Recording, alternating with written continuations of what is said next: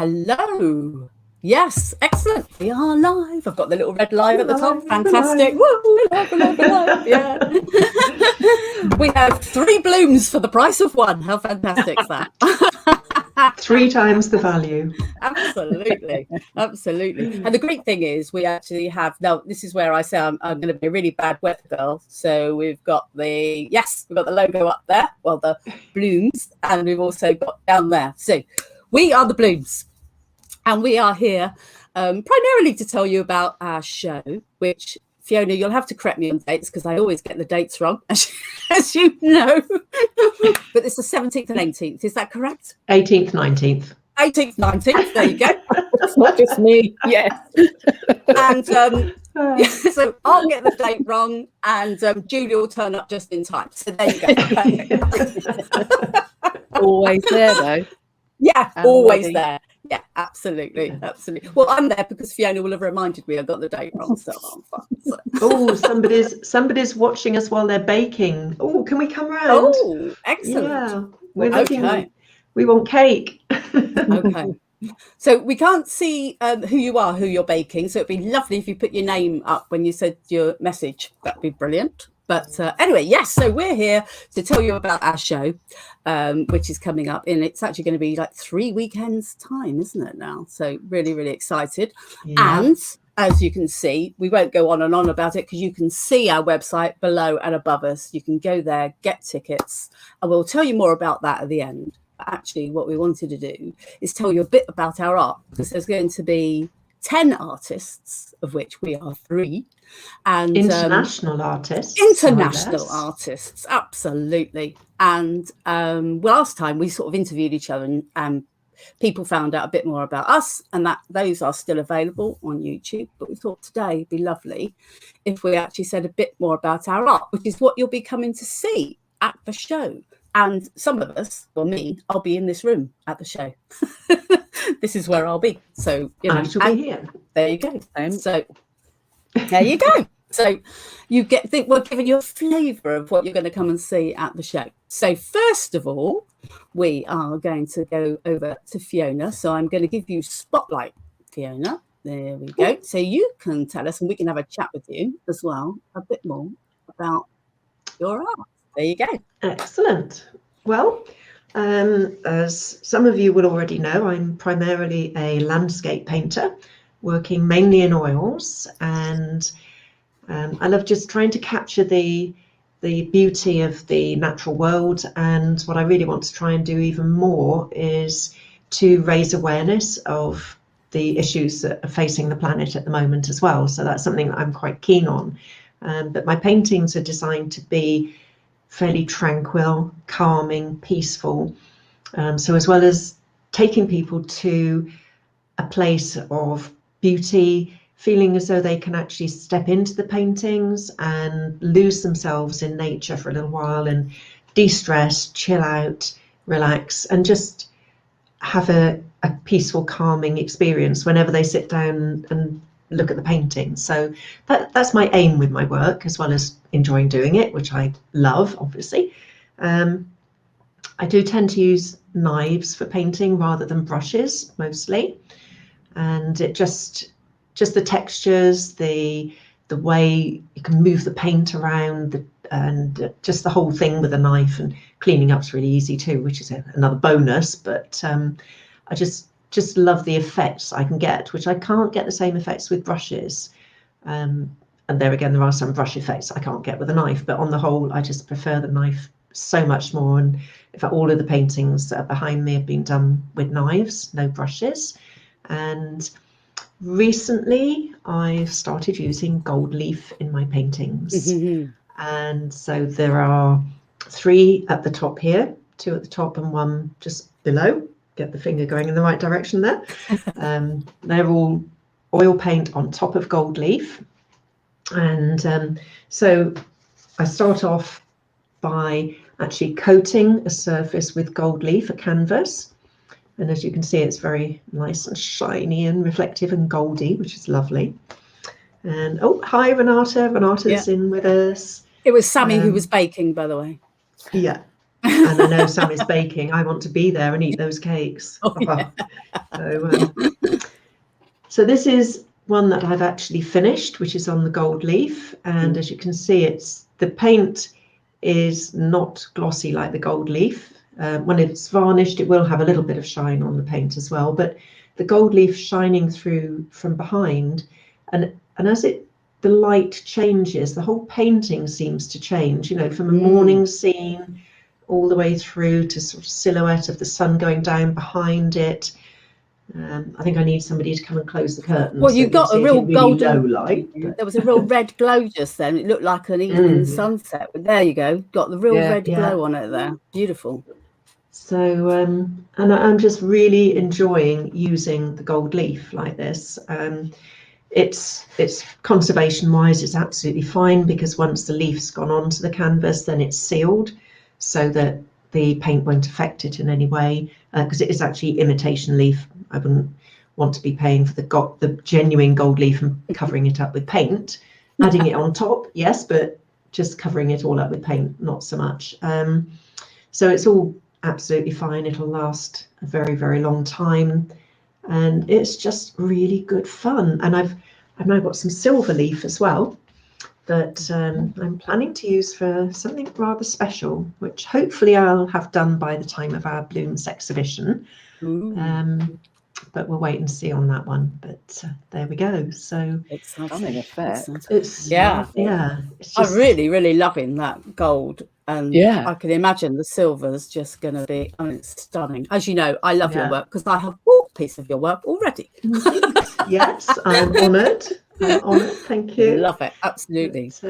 Yeah, it's just such good fun, and I still like doing, you know, straight oil paintings with the knife, such as these ones are just oils, no gold leaf, and I still enjoy doing them that way as well. But it's just so much fun with the gold leaf, and seeing how it, you know, changes and how it looks with the paint. It's just wow. So I'm a bit of a gold leaf fan at the moment. So don't stand still too long, because if you're around here, you get covered in gold. It's definitely addictive. It's definitely addictive, though, isn't it? Because I keep seeing all the old gold leaf and thinking, what can I put gold leaf on? I must need gold leaf. And the thing is as well, when you prepare a board or a canvas, and it comes in square sheets. So where there are joins, in this one, the joins are along here, which don't really notice very much, but all gold leaf, genuine gold leaf as well, comes in small sheets, smaller than this, in fact. So you overlap them slightly, and you overlap the edges a little bit. So then once it's had time to dry on there, you then need to take a brush and just lightly brush away all the excess. Best done outside, otherwise you tend to have gold leaf in your ears, in your hair. Oh, Liz said that, didn't she, that time? Get it everywhere. And in the house, you keep coming, what's that shining over there? Oh, it's a bit of gold leaf. You vacuum it all up and think, I've got it all, I've got it. No, it's just stuck somewhere waiting to, you know, fall off and blow around. And it's so light. You take a sheet, which is, I think it's 16 centimeters, the imitation one, and you can just pick it up just so lightly like that and just blow it, and it just flutters around. So you can imagine the little bits that you brush off the edge everywhere. So I'm getting a nice sparkly garden now. Well, it's not a bad thing, is it, to have sparkling around? No, absolutely. My word. Sparkly garden. Your garden, absolutely. Yes. So but that gold effect really makes me want to walk. I mean, those pictures you've got behind you there, they just make me want to walk through and go. And I'm a bit of a magpie. I love anything shiny and raw. But yeah, they just make me want to go. I'm just looking at them behind you, and they just really do. Yeah. They're so effective and gorgeous. Yeah. But it was those changing. It's the way it changes with the light as well. It's so fascinating to me as well, and you know, just incredible, really. So beautiful. Yeah, so that's my new thing in the same style, using oils as well, but just a little bit of a new thing. You know, I won't be doing just all gold leaf paintings. You know, I'll be still doing some just with oils, but yeah, it's very, very addictive at the moment. So Fantastic. And I hope so, because I bought enough gold leaf to last me quite a while. So. I love it. Well, I hope that silver leaf one's ready for the Bloomz, because that'll be fantastic. Yeah, I hope so. I'll keep you posted. Okay. Giving me an idea for the edges of my paintings now. Yes, another friend of mine. Yeah, she was asking about that, to do, instead of not necessarily having gold leaf on the painting, but just doing the edges with the gold leaf. Yeah. And that, yes, if you don't want to frame it, that it is a really nice way of finishing the painting off. In fact, with these ones, I may even gold leaf the edges of these ones as well. So, yes, I can see we might be having another convert here. Well, I like a bit of gold. I've been known to add a bit of gold leaf to my paintings as well, but I've never thought about it. Just you talking there, I was like, oh, do that. Especially if you're using like wood panels, birch panels or something, with a slightly deeper edge. Yeah, that would look fantastic. If they've got any, I don't know how smooth your ones are, or whether you might get a bit of wood grain showing through the gold leaf, which would be lovely. So why don't you show us, Julie? Show us what you've got. Yes. I'm going to move you into the spot. Here we put go. Me in the spotlight. Oh my! So, well, this piece, I'd say, as we're talking edges. So yes, these I paint with a really unusual medium called encaustic wax, which is beeswax essentially. And yeah, I don't know if you can see this okay. So I've got, it's lovely, beautiful. A bit like Fiona's, really changed with the light. Hang on, where am I? There's a lot of copper. I think maybe just coming into. I've got to catch the right light in here. I've got windows in a funny place. I don't know if it's coming across. It's not catching, is it, Julie? There's a big swathe of kind of copper. That's too bright. See it. Anyway, it is there. Believe me. It did show up just now. Yeah, it is there. It's just me catching. There we are, a little bit there coming. It's just me catching it in the right place and doing it mirror back to front. It's but yeah. So my paintings that I'm planning to bring into this show is, well, everything is painted with beeswax, but they're all very individual. But I've been working on a series of. This is one that I'm working on at the moment. You can see that. But they're kind of very much sort of otherworldly, just multi-layers. So I'm going to have some abstract pieces and some of these kind of pieces, but quite a sort of spiritual otherworld, angels and, people kind of looking over you, if you like.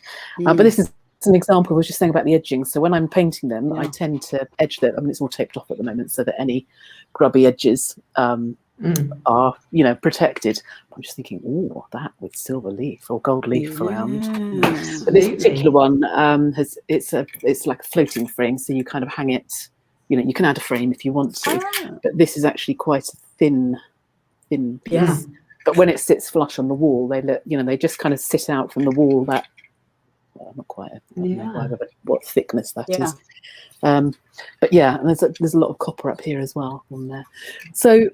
My particular they're a bit textured as well. The finish, very aren't textured. They? Yes, there's a lot of layers in there, and I've got papers and inks and a little bit of lace going on. So this piece is actually on the main Bloomz website, so you can have a look at that up close. I think it's on the video as well, and you can hopefully see. It's on my website as well, actually. I think so.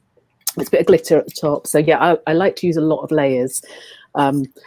And I tend to put those kind of metallic colours on the top, or gold leaf when I'm using gold leaf. So she's got very, very faint kind of angel wings here as well. So yes, so these are some of the styles that I will be, well, the main style that I'll be bringing to the Bloomz show. A few little surprises in there as well, maybe. But yeah, all painted with beeswax. So I tend to paint. Fiona was talking knives. I paint hot air guns. So yeah, I've got my hot plate back here. I heat and my iron. So I heat my wax up, and then once it's molten, I paint it on. But I have to kind of fuse each layer. That fusing. I hadn't realised. You were doing some lives this week, and you were showing that where you've put it down, and now you have to fuse it. Does it move again when you fuse? Oh yes. Oh wow. Every time. and you think, I've got it, and you're like, oh, dang, I've lost it again. And it's this sort of, it's almost like a sculpting method when you kind of get into the posture. The abstract pieces, it's quite, you can kind of let them kind of just play and have fun, and you know roughly where the wax is going to end up when you're putting the colours down. But certainly the portraits, you just do really, really light fuse and keep your fingers crossed that it doesn't all completely start pulling it all back in together again. This piece, I had her eyes beautifully in the week. A piece of something on her. They were amazing. And then I added a little bit more on, fused her, and it was like, so yeah, it's just, there's a lot. You just sort of sit there, you get the structure right, and then you just pray that you're not going to completely blow it all over the place. Sometimes you do, but then that's part of pulling it back together and getting it in finished form again. But I love it. It's just so tactile. When you're fusing it, can you direct the paint with the airflow to make it go into different places? You can do, yeah. Or equally, when I'm kind of getting into the detail of the eye, for example, I just give it such a light fuse.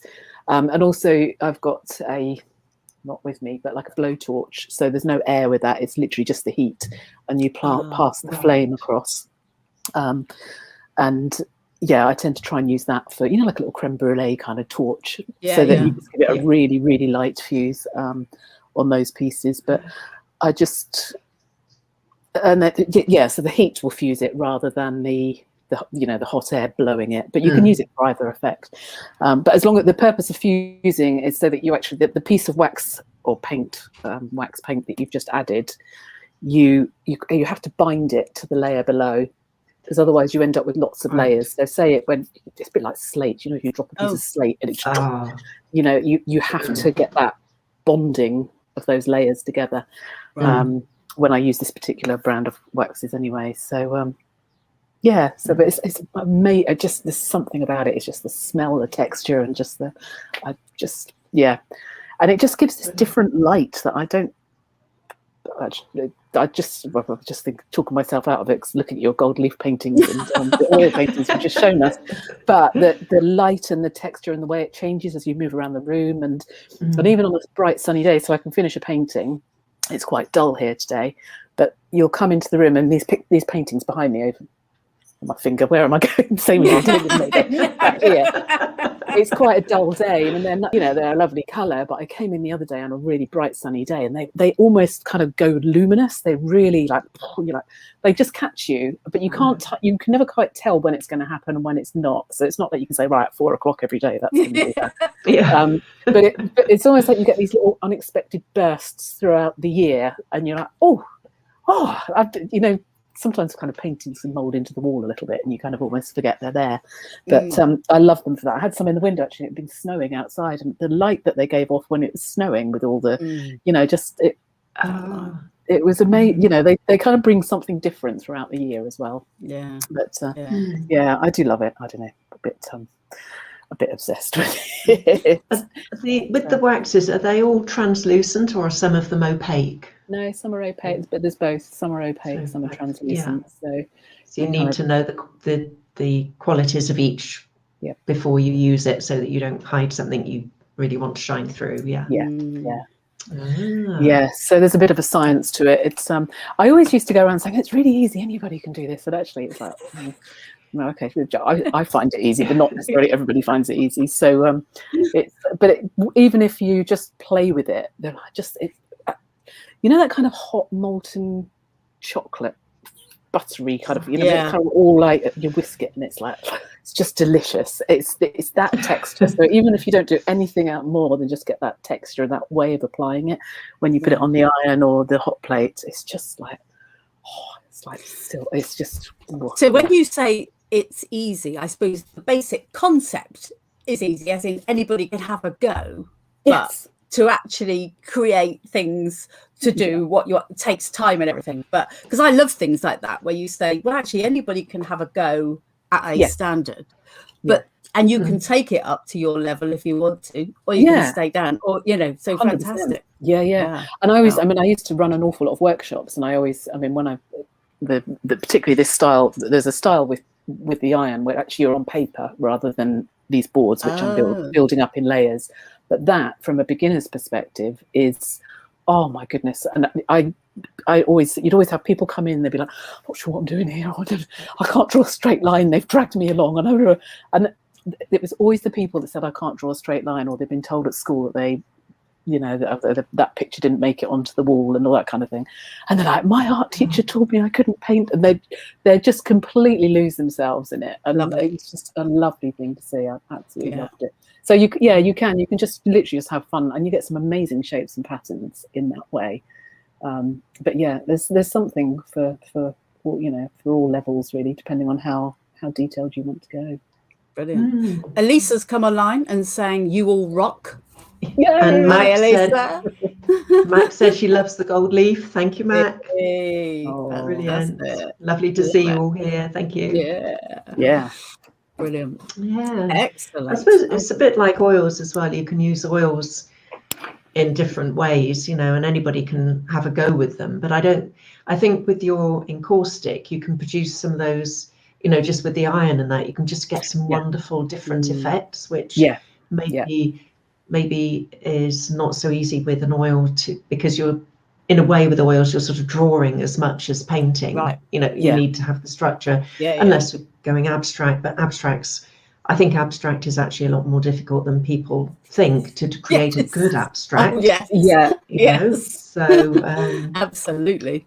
But then the benefit with oils is if it doesn't look right, you can either scrape it back and start again, or leave it to dry and paint over the top. So I suppose it's similar in that respect, because you could always put another layer on top of yours. Oh, you just go over it with heat and remold it. Yeah.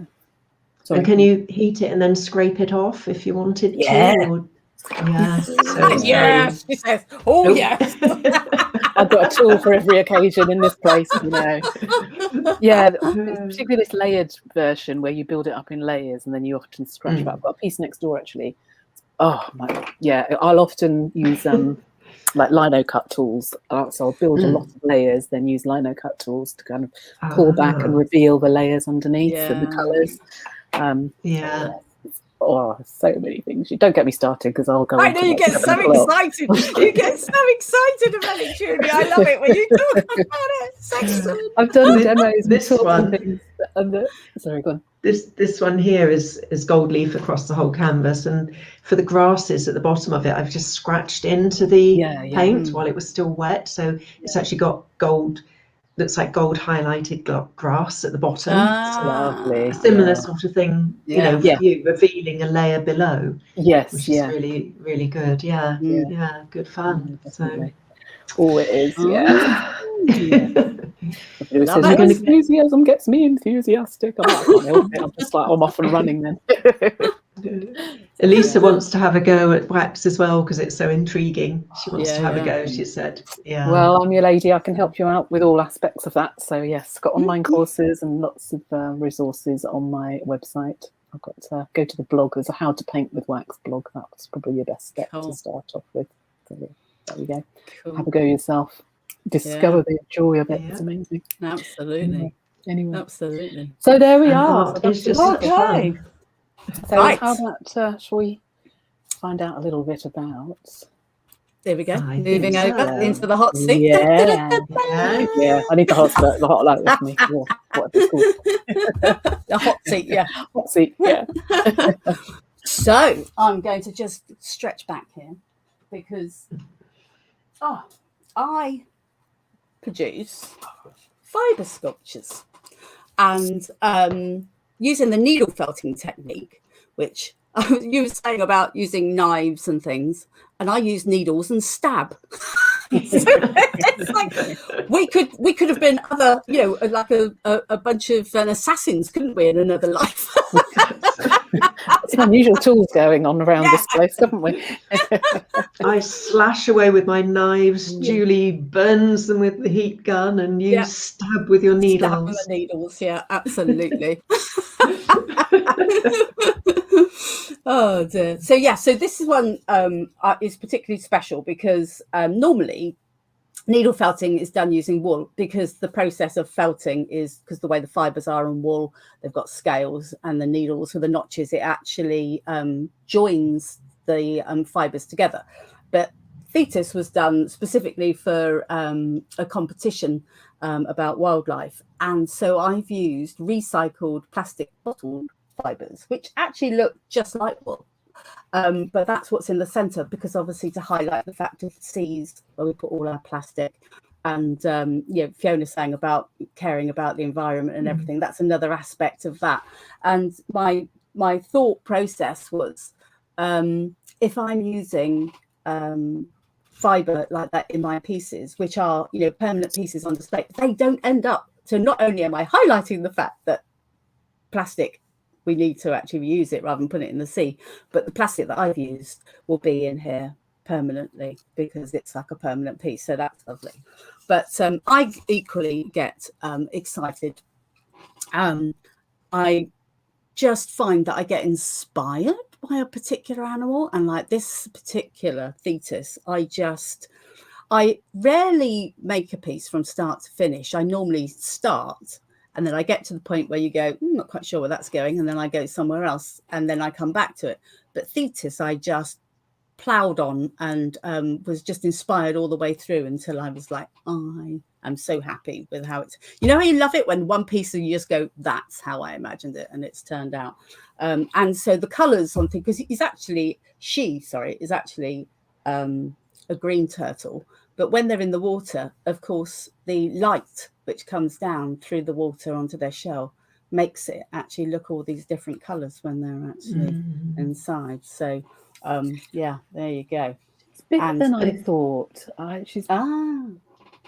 Yeah. And do you make it? It's all one piece, Steph, is it? It's not bits put together. Is it all made from one central core? So the way I create things is I actually do a skeleton, a wire skeleton in the middle. So I will actually find copies of a skeleton online, and then I'll replicate that with a wire, and then I'll build it up. So I am building up the whole shape all the way. I don't just make the head and then stick it onto the body. I'm actually creating the whole bit. And in fact, for this particular piece, I actually put a wire around the edge so that I always knew where my edge of my shell was going to be, so that I could build up the shell and the legs.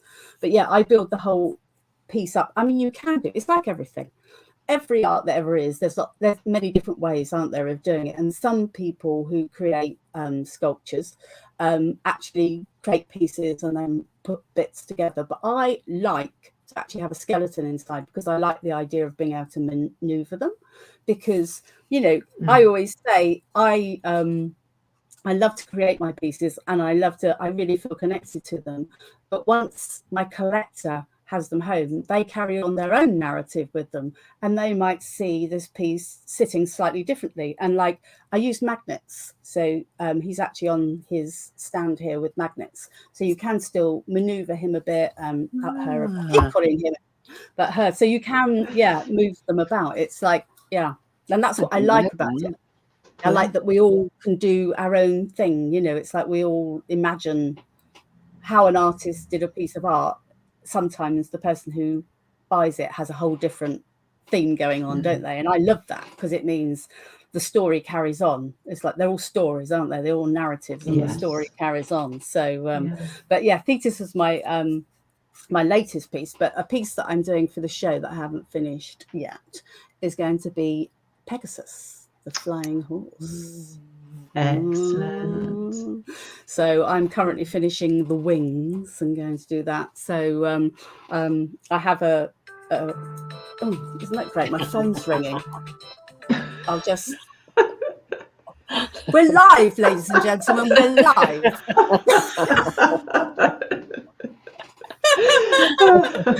Just so popular.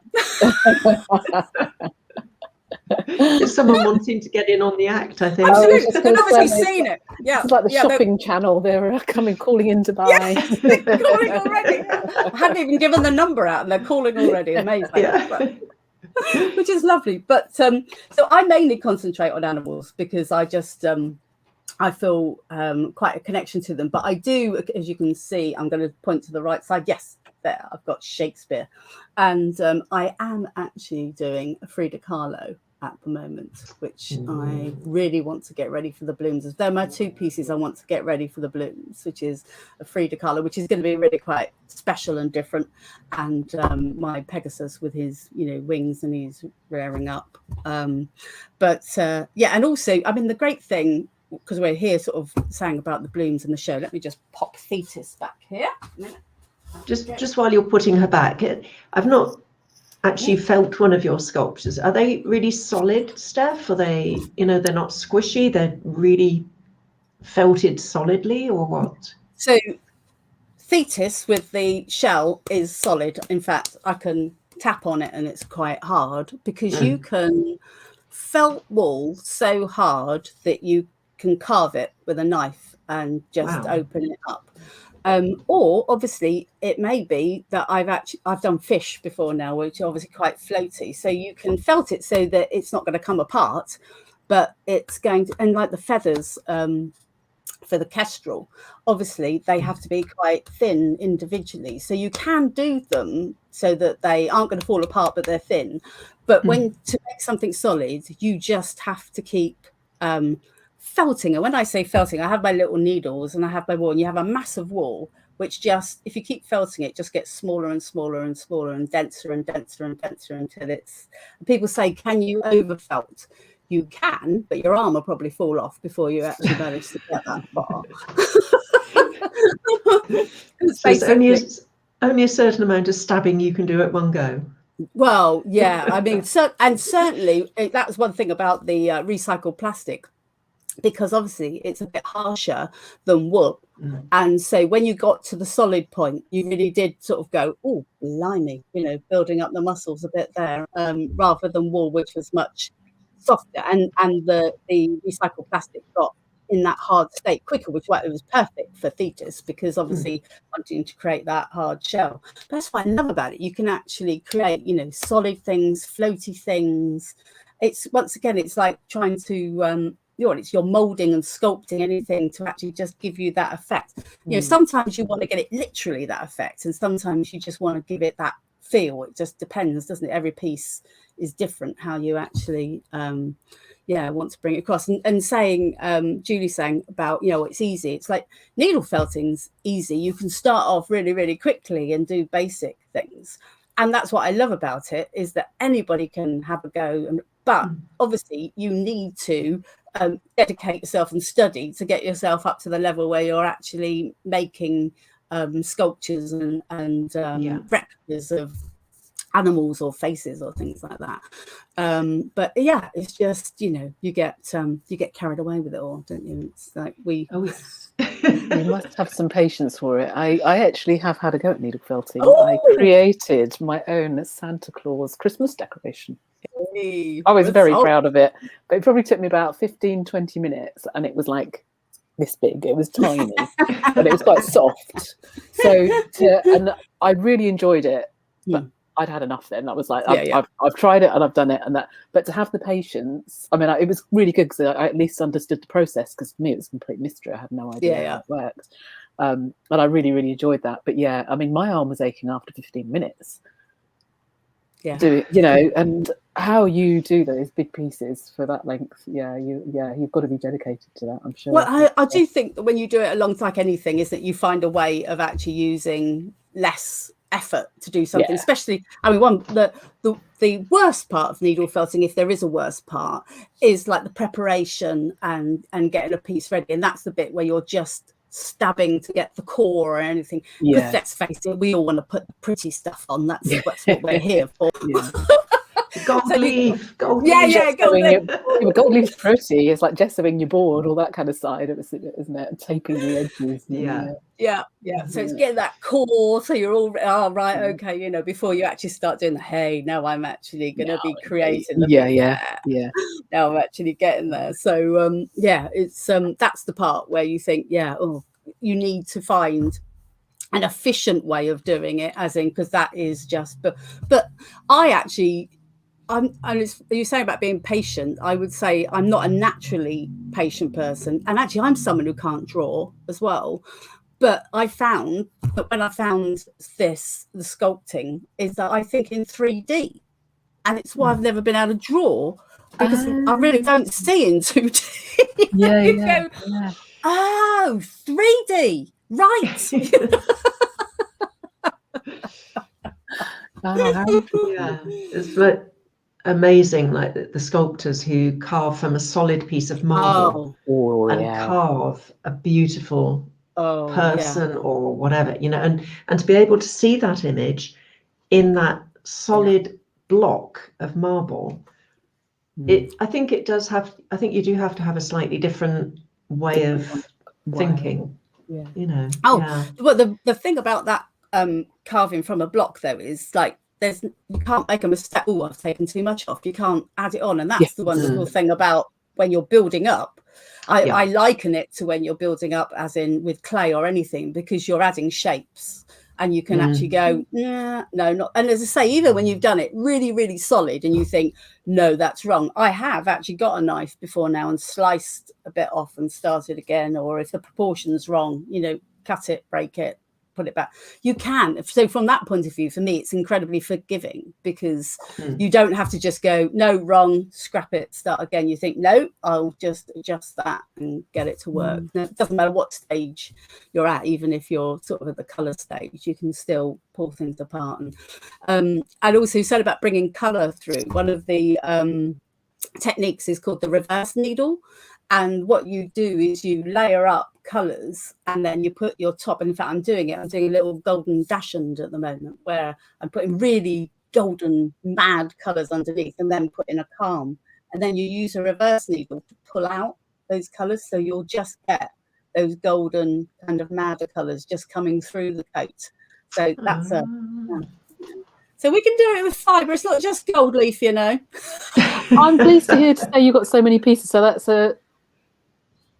you've got a Pegasus, Frida, and a dachshund on the go. Yeah, I thought it was just me that did that. I do like to have multiple pieces on the go at the same time. It's just the way my brain works. Yeah. So yes. Well, we've decided that our brains are the same in the sense that both of us turn up just in time. We obviously both also like having many projects on the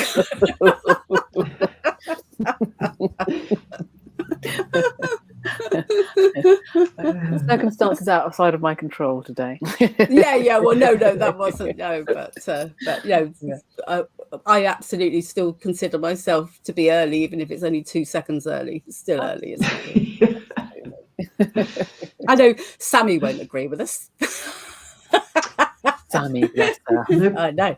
I aspire to be Sammy when I grow up. I know when we grow up, we will be.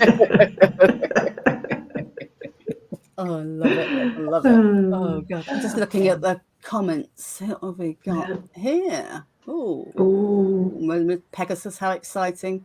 Oh, Sammy said... Renata's going to get a new home and fill it with some of our artwork. How wonderful.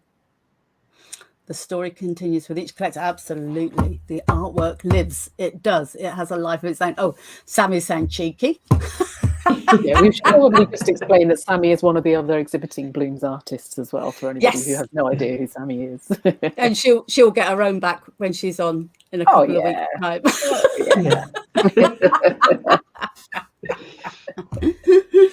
Absolutely. So are we going to say a bit more actually about the show as well? Because I think that's a good idea. Let's get us all up together. There you go. Lovely. Yeah. So I've got the logo above my head. That's fine. Shall I put the C or the... No, there you go. Down a bit. Yeah. So brilliant. It's the 18th and 19th. We have 3 shows over 2 days. And on the Friday, we have the first 7 till 10. And then on the Saturday morning, it's 10 till 1. And in the evening, once again, 7 till 10. All UK times. All UK times. Good point. Yeah, absolutely. But the idea was that we can perhaps catch people whatever time slot they're in with those different times. But we do it on Zoom. But I know we try to get across, and we are going to try and do a video to show people how different it is to be on a Bloomz Zoom show, because we ourselves, as you can see us now in our studios, will actually all be in separate breakout rooms in our studios, and you will actually be able to come and see us in our studios. And like we were just now, as I'll just do here, where you got people down the side and people in the middle, this is how it looks like when you're actually in one of the rooms with us, and we play our presentation to show you all the variety of our work, and also we there to talk to you. But I think the best part about it is that you decide where you want to go. You have a list of all the artists, you have a brochure telling you who the artists are, and you can go to whichever room. You don't have to just sit there and wait till someone moves you or decides where you're going to go. You decide. And as Julie, your friends did last year, they came as a group, didn't they? Oh, they loved girls. it. They absolutely loved it. They'd got their cocktails and snacks and glass of fizz, and they went around together and in and out of the rooms. And exactly as you've just shown, I was there on the screen with my show reel, and they were down the side. And but they'd go off and they'd have a chat, and they'd come back and tell me all about who they'd been talking to, and they really, really enjoyed it. It worked really well. So it was two of them going around. There's a third one at one point, but they had to go. But, really enjoyed it. I think they came on the last show. I think they did, before we went the after show party. I didn't go around to see such and such, and so I think they might be there a little bit. They might be there on the Friday night this time. A bit early. And the great thing is really relaxed as well, though, isn't it? It's just so informal and relaxed, and they can just talk to anybody, ask questions about the artwork, discuss the weather, whatever, I mean, just anything, just have a chat. If they want to just come in and just sit and watch the show reel and look at the work behind me or whatever, then that's absolutely fine. If people want to just come and look, like when we go to a shop sometimes and they say, oh, can I help you? No, just looking, thank you. That's fine. So talk if they want to. Just look if they don't. So. Don't have to have the video on. And that was one thing we were saying to people. If you really don't want to have the video on, you don't have to. And the lovely thing is we actually have like a reception. We have Steve who actually introduces the show to everybody so they know where they need to go and how they need to go. We have a breakout relaxing room where people can just go and sit and think, oh, let me think about where I'm going or what I'm doing. And even in there, we've got a show reel of all the different artists so they can actually see, oh, actually, I'll go and see that person and then go back. So, there's lots of chance to relax. That's the idea, isn't it? Relax. If people want to just take out 10 minutes to go and have make themselves a drink or something, they can just go into there so that they're not sort of in a room, but not there, as it were. So that was exactly what a friend did. Just going for a little while they do something else without having to sign out and get back into the show again. So it's like a park room, really, isn't it? My friend did that, and she went off and actually she came in for like half an hour at the start, knew she had dinner at a certain time, and then parked herself in there, disappeared and had dinner with a glass of wine, and came back later, and worked brilliantly. She said it was really well thought out. She was really highly so that worked well. I've not heard anyone say anything bad about it so far. Everybody that I know that's come has just really, really enjoyed it. So the only thing, one friend tried to come in on an old mobile and it just didn't work. So a laptop or a Mac or something's definitely the best. If you haven't got that, tablet's the next best. A phone isn't ideal. The thing is that it's mainly down to all the functionality with regards to moving around and everything. Obviously it's much easier if you've actually got a laptop and you're sitting there and doing it than it is even on a tablet. But if that's what you've got, that's what you need to come on. Yes, but we love it. We get excited about it. We have a great after show party, don't we, on the Saturday? Don't know what you mean.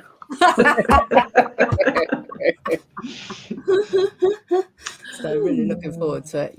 And also, Stephanie, is it the same link for each? So if you register on the Friday night and you wanted to come back on the Saturday morning, for example, yes, you can come back for any of them. It's the same link for all of them. Obviously the show doesn't open until that time that it opens, so you get put into a waiting room and then let in, but it's exactly the same link. So even if you've booked for one of them and haven't turned up, you can still come. And I actually send emails out to everybody who's booked to say, look, even if you've been and you want to come back, or you've for whatever reason something came up and you couldn't come to that time, don't worry, come to one of the other times. It's absolutely fine. Yeah, perfect.